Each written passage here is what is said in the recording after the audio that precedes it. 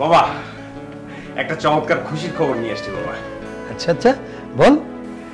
যে জমিটার কথা বলেছিলাম না তোমাকে, জমি সব রেডি আছে, কাগজপত্র রেডি, এখন শুধু টাকা দিয়ে সিগনেচার করে রেজিস্ট্রেশনটা করলে হয়ে যাবে।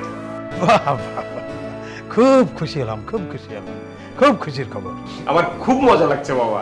মানে তুমি চিন্তা করো, এখানে আমরা একটা চমৎকার বাড়ি করব, ডুপ্লেক্স বাড়ি করব বাবা। কত চমৎকার হবে না বলো? আমার ভাবতেই খুব ভালো লাগছে। দেখো বাবা, এই যে এতদিন পরে এসে আমরা জমি কিনছি। এই জমিটা যদি তুমি বাবা 10 বছর আগে কিনতে তাহলে কত ভালো হতো। এখন দেখো ঢাকা শহরের প্রত্যেকটি জমি 100 গুণ দাম বেড়ে গেছে। তাহলে দুটো জায়গায় আমরা দুটো ফ্ল্যাট করতে পারতাম, অনেক ভালো হতো না বলো বাবা? হ্যাঁ তা তো ভালো হতো, কিন্তু কি করে করব বল? তোকে মানুষ করতেই তো যা উপার্জন ছিল সব টাকা তোকে মানুষ করতেই শেষ হয়ে গেছে। আচ্ছা বাবা, একটা খুশির খবর দিতে আসলাম এই সকালবেলায়, তুমি সেই পুরানো ভাঙা রেডিও বাজানো শুরু করলে। আচ্ছা আমাকে মানে কথা উঠলেই তুমি বলো যে তোকে মানুষ করতে শেষ হয়ে গেছে, তোকে মানুষ করতে শেষ হয়ে গেছে। আচ্ছা কত টাকা খরচ করেছো তুমি আমাকে মানুষ করতে? বলো তো কত টাকা তুমি আমার পেছনে ইনভেস্ট করেছো? বলো বলো বলো বলো বলো, খাতা কলম বের করো, খাতা কলম বের করো, বের করে হিসাব করো, বলো আমাকে কত টাকা খরচ হয়েছে। তুমি জানো আমি যত টাকা বেতন পাই, আমি যত টাকা এখন স্যালারি ড্র করছি, তুমি যে টাকা খরচ আমার পেছনে করেছো না, মানে আমাকে লেখাপড়া শেখাতে যত টাকা খরচ করেছো না, ওটা আমি 2 থেকে 3 বছরের মধ্যে শোধ করে দিতে পারি। করো হিসাব করো, হিসাব করে বলো আমাকে কত টাকা খরচ হয়েছে, আমি সব টাকা তোমাকে দিয়ে দিব, বাবার ঋণ শোধ করে দিব। যাও, কথা উঠলে এত টাকা খরচ হচ্ছে, টাকা খরচ হচ্ছে, এই খোটাটা আমাকে দিবা না তো বাবা?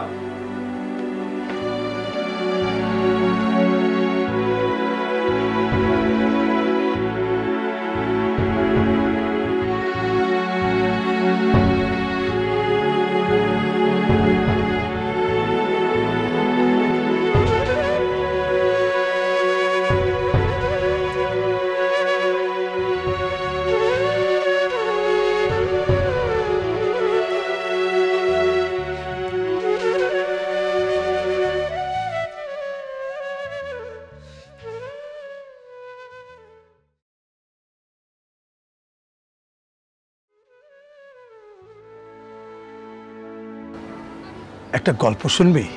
বলো বাবা, শুনবো। তোর বয়স যখন 5 বছর, আমার মাসিক আয় মাত্র 3000 টাকা। এত অল্প টাকায় একটা সংসার চালানোর কষ্ট আমি কাউকে বুঝতে দেইনি। সাধ্যের মধ্যে সব সময় চেষ্টা করেছি তোর মাকে খুশি করতে। দেখ, যে বছর তোকে আমি স্কুলে ভর্তি করলাম, সে বছর তোর মা আর আমরা পরিকল্পনা করলাম তোর স্কুলের খরচ চালানোর জন্য আমাদের কি কি ত্যাগ করতে হবে।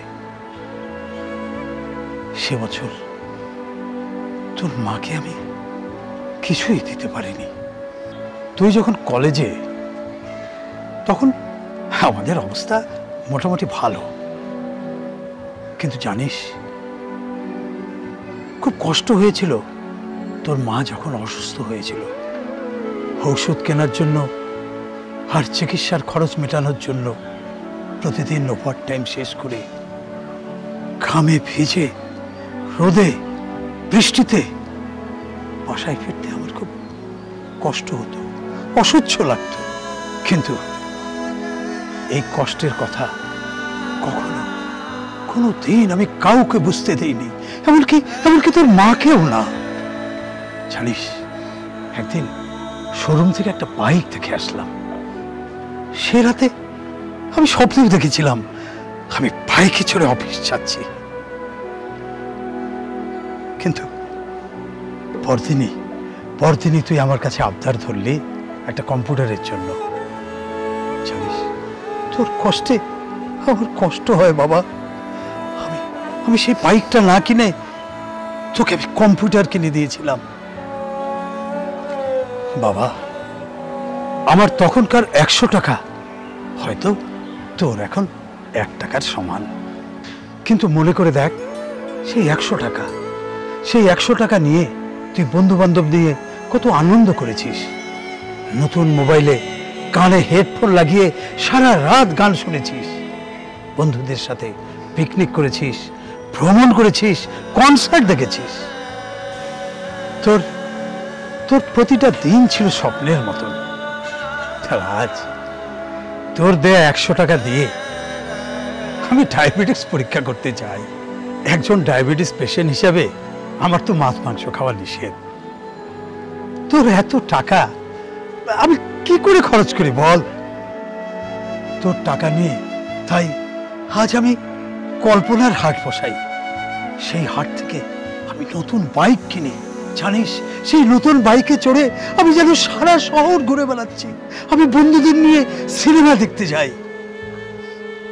তোর মার হাত ধরে আমি থাপ মেলায় ঘুরে বেড়াই। বাবারা নাকি কিপটা হয়, আমার বাবাকেও আমি তাই ভাবতাম।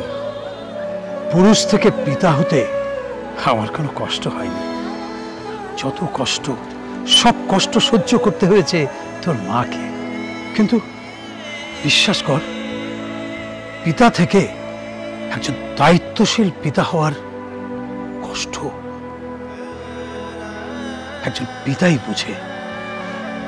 যুগে যুগে সবখানে সব জায়গায় তুই মাতৃবন্ধনা দেখবি, কিন্তু পাশাপাশি পিতৃবন্ধনা কি কোথাও দেখেছিস?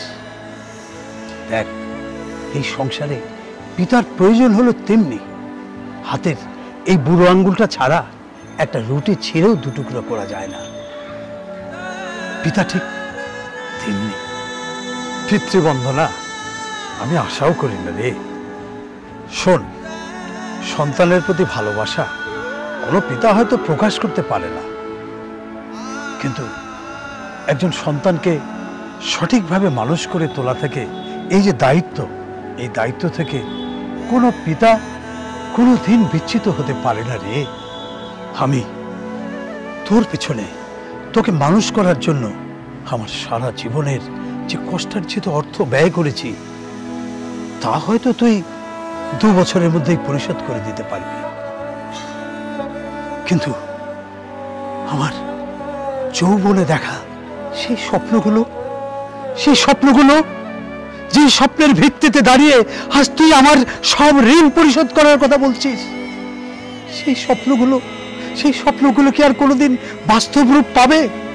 শোন, আর যদি বলিস বাবা আমি তোমার টাকা নয়, তোমার ভালোবাসা তোমায় ফেরত দেব, তাহলে শোন, তোকে বলি, বাবাদের ভালোবাসা কোনোদিন ফেরত দেওয়া যায় না। তোকে একটা প্রশ্ন করি, ধর তুই, আমি আর তোর খোকা তিনজনে আমরা একটা নৌকায় ভ্রমণে বেরিয়েছি। হঠাৎ নৌকাটা ডুবতে বসলো। তুই যে কোনো একজনকে বাঁচাতে পারবি, বল কাকে বাঁচাবি বল?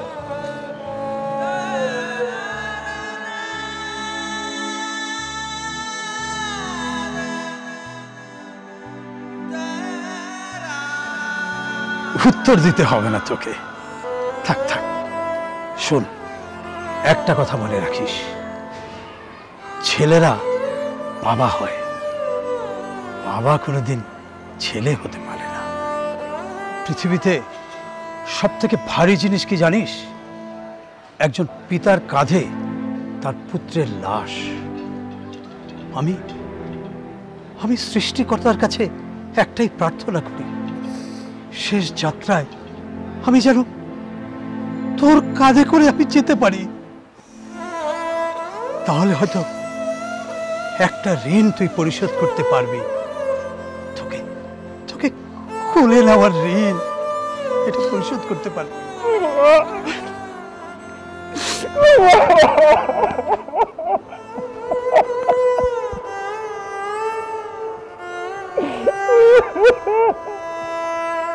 শ্রদ্ধা ও ভালোবাসা পৃথিবীর সকল বাবাদের প্রতি, যারা নিজেদের স্বপ্ন বিক্রি করে আমাদের মানুষ করে।